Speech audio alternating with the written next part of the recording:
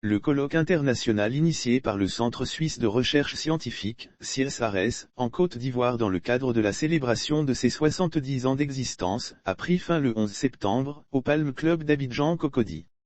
Dr Goïta Inciata Ouattara, chef de cabinet du ministre de l'Enseignement supérieur et de la Recherche scientifique, Adama Diawara, a remercié le directeur général du Centre suisse de recherche scientifique en Côte d'Ivoire, professeur Inza Koné et ses collaborateurs pour la qualité aussi bien de l'organisation que du contenu scientifique de ce colloque international marquant les 70 ans d'existence du CSRS et des 60 ans de la coopération bilatérale ivoiro-suisse.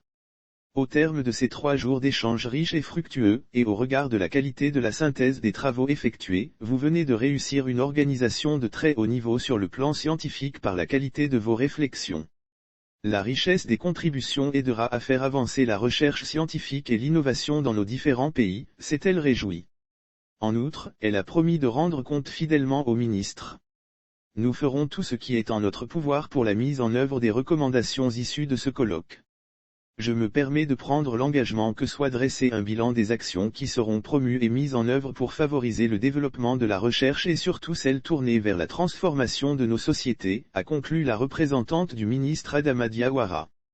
Pour le professeur Inza Koné, directeur général du CSRS, ce colloque a permis de célébrer le partenariat avec différentes institutions de recherche, des universités publiques, des centres de recherche en Côte d'Ivoire et d'ailleurs, mais aussi avec le secteur privé.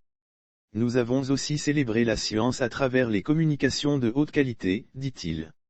Nos attentes en organisant ce colloque étaient de créer le cadre pour permettre à de nombreux scientifiques ivoiriens, africains et du Nord de mieux se connaître, de s'inspirer mutuellement sur plusieurs plans à savoir les thématiques de recherche, sur les techniques de recherche de financement, sur le développement des relations avec le secteur privé et l'entretien des relations avec nos politiques, etc., a expliqué Inza Koné. C'est pourquoi il a salué tous les participants pour leur mobilisation exceptionnelle, remarquable et fascinante.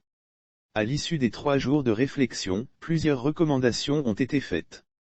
Il s'agit, entre autres, de l'amélioration de la contribution de la science pour le développement des compétences en vue des décisions publiques, le renforcement du lien entre la science, les chercheurs et le secteur privé en identifiant les sujets d'intérêt commun, le développement d'approches inclusives pour l'amélioration de la santé humaine et animale, et la gestion durable des ressources humaines.